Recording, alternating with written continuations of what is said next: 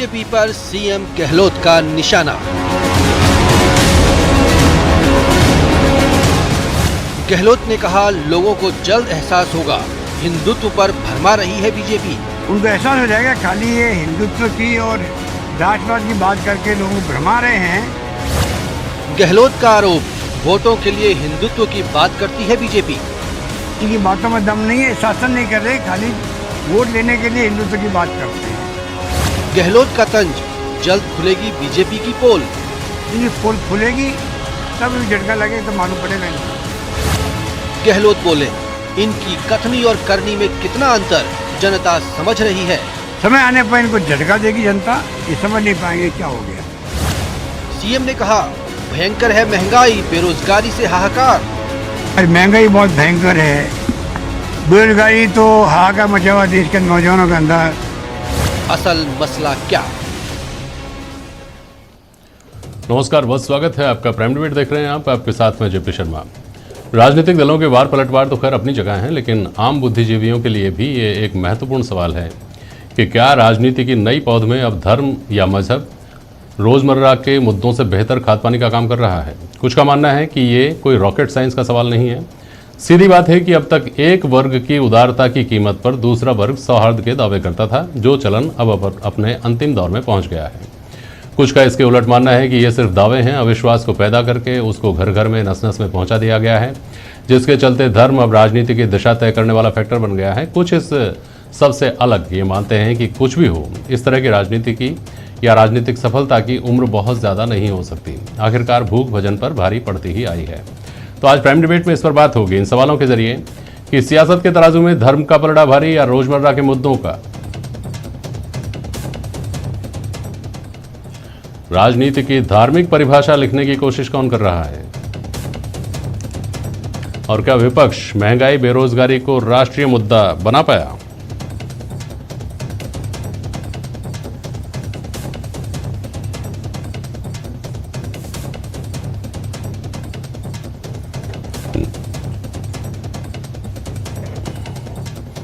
कांग्रेस प्रवक्ता अरुण शर्मा जी हमारे साथ, लक्ष्मीकांत भारद्वाज जी हैं भारतीय जनता पार्टी के प्रवक्ता, चार्टर्ड अकाउंटेंट हैं रघुवीर पूनिया साहब, और वरिष्ठ पत्रकार महेश शर्मा जी हमारे साथ जुड़े हुए हैं। बहुत स्वागत है आप सभी का। महंगाई से बात शुरू करते हैं। लक्ष्मीकांत जी, आपके पास आता हूँ।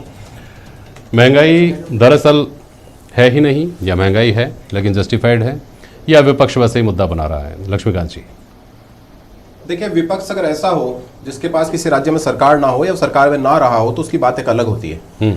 लेकिन एक ऐसी पार्टी जो बरसों तक इस देश में शासन करती आई है और अभी भी कुछ राज्यों में, चाहे वो एक दो ही हो, उनकी सरकार उस राज्य में है, हाँ जी, तो कम से कम खुद से तुलना कर दूसरे की बात उसको करनी चाहिए। महंगाई इस देश में ऊपर नीचे हमेशा होती आई है, और आज तो क्योंकि अंतर्राष्ट्रीय परिदृश्य है, पूरे विश्व में जिस तरह के हालात हैं और उसका इंपैक्ट भी भारत पर है, इसलिए कुछ बातों को लेकर इसमें महंगाई है। लेकिन जो हमारे मुख्यमंत्री जी इस बात को उठा रहे हैं और जो इस बात का आरोप लगा रहे हैं, उनको सोचना चाहिए कि पूरे देश में अगर महंगाई सबसे ज्यादा कहीं पर है तो वो राजस्थान में है। पूरे देश में अगर बेरोजगारी कहीं पर सबसे ज्यादा है तो वो राजस्थान में है। पूरे देश में अगर क्राइम कहीं सबसे ज्यादा है तो वो राजस्थान में है। पूरे देश में अगर रेप के मामले सबसे ज्यादा कहीं है तो वो राजस्थान में है। तो सबसे पहले जिस प्रदेश की जनता ने उनको वोट देकर चुना है और एक अच्छा शासन का वादा करके चुना है, तो उनको सबसे पहले उस प्रदेश की चिंता करनी चाहिए, अपना जो धर्म है उसको निभाना चाहिए, बजाय दूसरों पर टिप्पणी करनी। अरुण शर्मा जी जवाब दीजिए, फिर मैं सवाल करूंगा लक्ष्मीकांत जी से। बोलिए।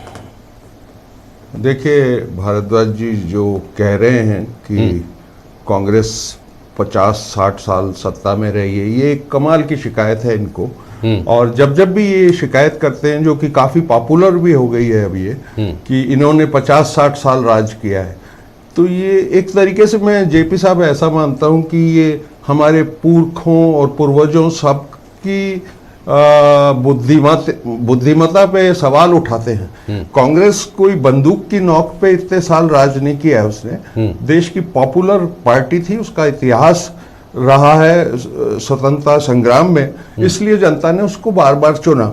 और इनको नहीं चुना, ऑप्शन आया, ऐसी भी स्थिति थी जब ये दो थे। आजकल तो ये कल्पना भी नहीं करते उस बात की, जीत का नया इंकार है।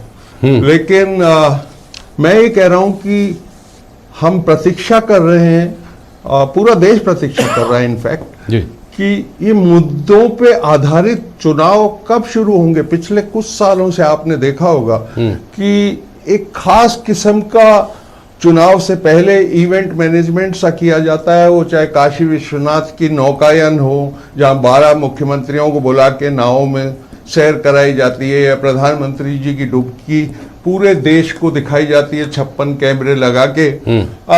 और चुनाव का जो डिस्कोर्स है वो 80 वर्सेस 20 है। ये चुनाव अच्छा, चर्बी निकाल देंगे, गर्मी निकाल देंगे। देखिए, ये जो ध्रुवीकरण का उसके बाद ये जीत जाते हैं। सिलसिला शुरू किया है, हाँ। और उस अरुण जी। अहंकार में हाँ। ये लगातार, क्योंकि चुनाव जीत जाते हैं, हाँ। तो इनको ये सोचने का वक्त ही नहीं है कि इस जनता का, देश की जनता जीत का कैसे क्या जाते हाल हैं? है। जीत कैसे जाते हैं सोचते होंगे ना आप लोग कि ये कैसे जीत जाते हैं? भरमाते हैं, ये इवेंट मैनेजमेंट करते हैं, ये 80-20 की बात करते हैं, फिर भी जीत जाते हैं। जी हाँ, देखिए, मैं फिर बड़ी जिम्मेदारी से, सफाई से कहना जी, चाहता जी, हूं जी। कि ये अब इक्वल फील्ड इलेक्शन इस देश में होना बंद हो गए हैं। एक पार्टी के पास समस्त रिसोर्सेज हैं, खूब पैसा है।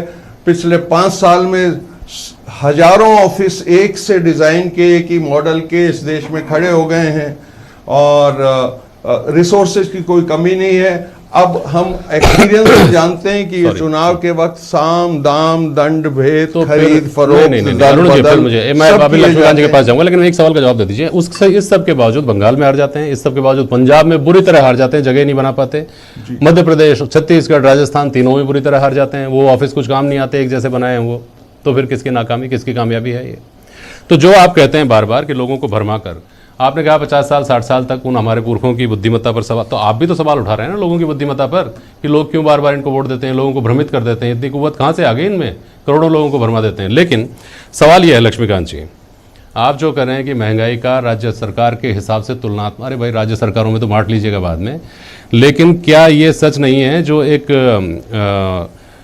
कुछ तथ्य लोगों के बीच में घूम रहे हैं पिछले कुछ दिनों से, खासतौर पर जब से पेट्रोल डीजल की कीमतों में वृद्धि का सिलसिला शुरू हुआ है, कि 2014 से पहले 65 रुपये जो पेट्रोल मिलता था वो 100 रुपये से ऊपर चला गया। डीजल 50 से 55 के बीच में था, वो भी 100 के आसपास पहुंच गया।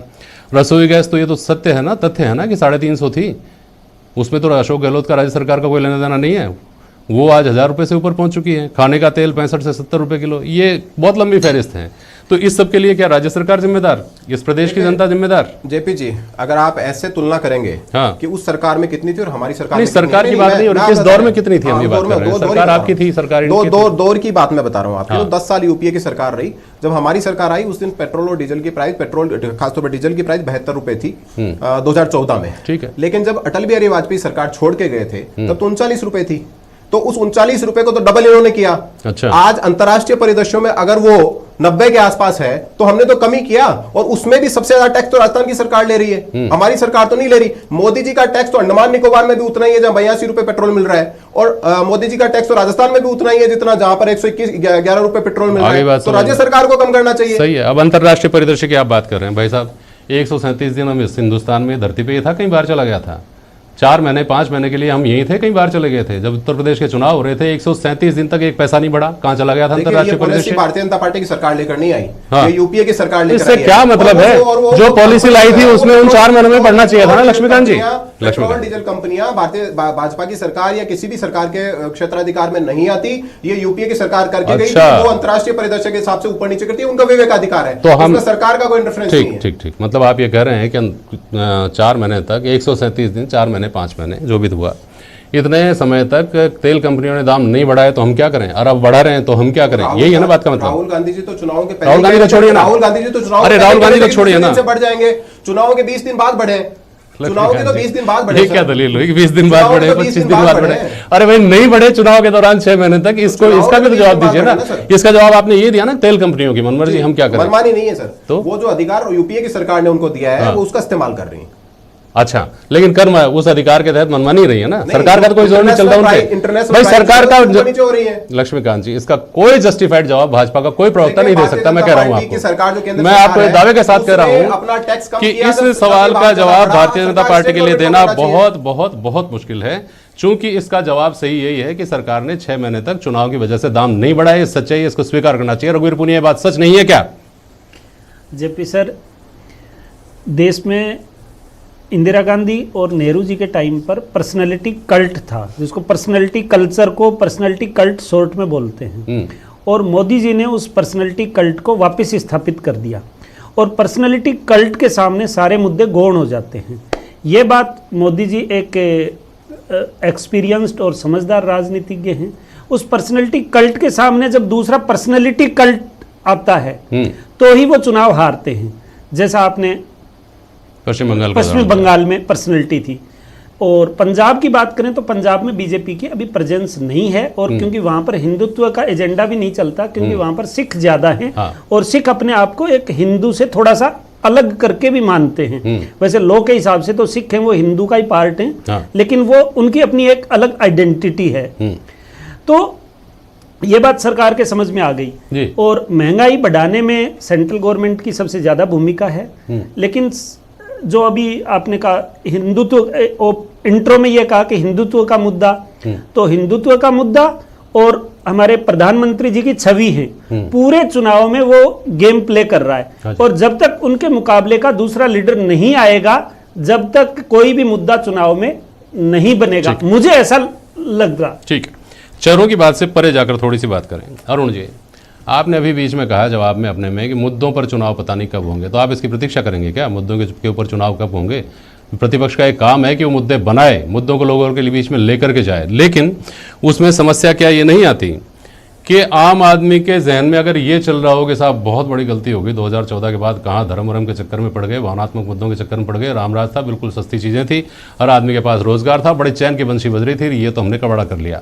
अगर ऐसा हो तब तो समझ में आए, उससे पहले भी ऐसे ही हालात थे, बेरोजगारी के, महंगाई के, इन्हीं मुद्दों पर तो जीत करके आए थे, उन्हीं मुद्दों पर आप चाहते हैं कि आप फिर से जीत कर आ जाएं, ऐसा कैसे संभव है अरुण जी? देखिए जेपी सर, ये काफ़ी लंबी बहस हो जाएगी कि ये 14 में कैसे आए थे, 19 में फिर दोबारा कैसे आ गए। हाँ हाँ, पर मैं कह रहा हूँ वो लंबी हो जाएगी। वो जवाब आप दे चुके, पैसा है इनके पास, आपने कहा पहले सवाल के जवाब में बोल चुके। कोई ना कोई भावनात्मक बात उठाकर, मतलब एक लंबी फहरिस्त है कि 2014 में मोदी जी क्या कह के शासन पे आरूढ़ हुए, महंगाई हो चाहे रोजगार हो, मतलब 20 नारे थे उस समय, बहुत हुई महंगाई की मार, अब के बाद मोदी सरकार 100 दिन में काला धन वापस ले आऊंगा, वो 15 लाख रुपए की तो मजाक भाई साहब। अरुण जी, सवाल इसीलिए तो ये गहरा हो जाता है कि जिन वादों पर आए थे उन वादों पर अगर कोई सरकार कायम नहीं रहे, इतनी दूर हो जितनी आप बताते हैं, मानते हैं, लोगों के बीच में बोलते हैं, तो अगले ही चुनाव में खारिज हो जाना चाहिए था ना। जीत का सिलसिला तो बनना ही नहीं चाहिए था, अगले चुनाव में खारिज कर देती जनता। देखिए सर, मैं बिना जनता की बुद्धिमत्ता पे सवाल उठाए हुए फिर कह रहा हूं, उस समय महेश शर्मा जी, आपको आवाज सुनाई दे रही है? हाँ बोलिए अरुण जी, अपनी बात पूरी करिए। जो सर्कमस्टांसेस 2019 के चुनाव में थे, आपको याद होगा दिसंबर 2018 में 3 राज्यों में ये हारे चुनाव विधानसभा के, राजस्थान, मध्य प्रदेश और छत्तीसगढ़। तो इनको पहली बार उस टेन्योर में ये तजुर्बा हुआ कि हम हार भी सकते हैं क्या। ठीक है। और महेश शर्मा जी, जो महेश शर्मा जी, आपको आवाज सुनाई दे रही है ना? सुनाई दे रही है। हाँ, विश्लेषकों का एक बड़ा तबका महेश जी ये मानता है कि धर्म की राजनीति अगर भाजपा करे, और भाजपा तो खुलकर कहती है कि वो हिंदूवादी पार्टी है, दक्षिणपंथी पार्टी है, कांग्रेस का तो असमंजस है कि वो कभी अपने आप को उनको दक्षिणपंथी ये तो मत कहिए, लेकिन अपना धार्मिक चेहरा कभी दिखाना पड़ता है, कभी छुपाना पड़ता है, लोग ऐसा मानते हैं। भाजपा के साथ लोग भावनात्मक मुद्दों को लेकर इसलिए चले जाते हैं, ऐसा माना जाता है, क्योंकि तुष्टीकरण का स्तर इतना बड़ा रहा है कि लोगों को अभी हाल फिलहाल तो कम से कम इस वक्त तक तो ऐसा लगता है कि ये हमारे लिए ज़रूरी है। वो सब चीज़ें तो पहले भी थी, वो अब भी हैं, आगे भी किसको पता, महंगाई, बेरोजगारी, ये सब जो रोज़मर्रा के मुद्दे हैं खत्म होंगे कि नहीं होंगे, लेकिन एक मोर्चे पर तो कम से कम संतुष्टि मिल रही है मनोवैज्ञानिक। महेश जी, मैं ये कह रहा हूँ कि देश के अगर राजनीति का इतिहास लिखा जा रहा है आज़ादी के बाद, तो जैसा कि अभी पूर्व वक्ता ने जो जिस तरह से बात बताई कि व्यक्तित्व के आधार पर भी चुनाव लड़े गए हैं, ये एक बात बिल्कुल सत्य है। मुद्दे भी उस समय मतलब निर्माण के भी थे, और इसके अलावा रोजगार, बेरोजगार, गरीबी हटाओ वगैरह सबके मुद्दे थे, महंगाई भी थी।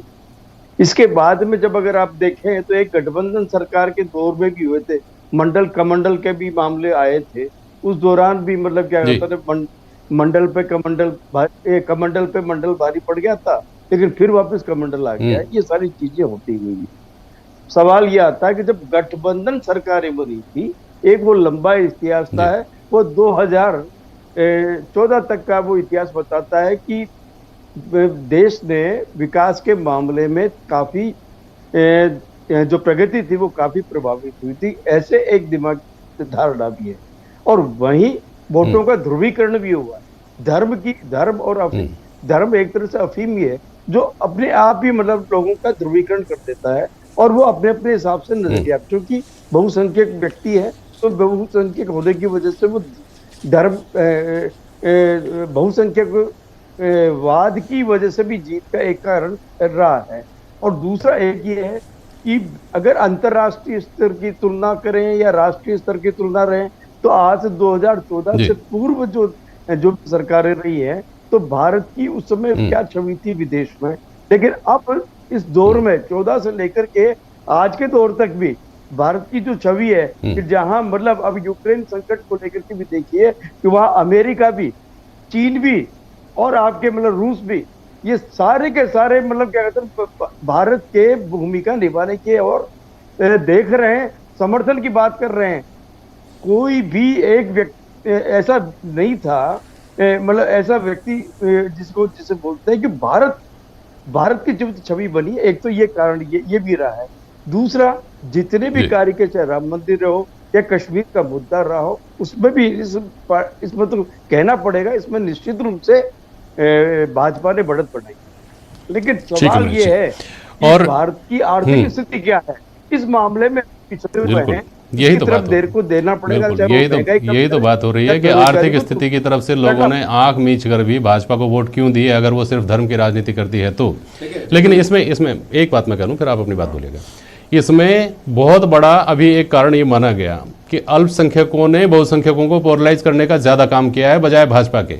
उत्तर प्रदेश के चुनाव निपटने के बाद मुस्लिम बुद्धिजीवियों ने जो पोस्ट डाली कि हमारे वोट एकजुट नहीं होने की वजह से, टर्नआउट नहीं होने की वजह से भाजपा जीत गई, यानी आप खुलकर ये करें कि आप एक पार्टी को रोकने के लिए काम कर रहे थे, आपको करना चाहिए था, तो स्वाभाविक रूप से बहुसंख्यक प्रतिक्रिया में पोलराइज होंगे ही होंगे। लक्ष्मीकांत जी बहुत संक्षेप में बोलिएगा, अपनी बात समय हो गया। देखिए, मैं आपको बता रहा हूं कि पिछले 15 मिनट से हम जिस पे डिस्कस कर रहे हैं कि भारतीय जनता पार्टी के चुनाव जीतने का कारण एकमात्र कारण धर्म है।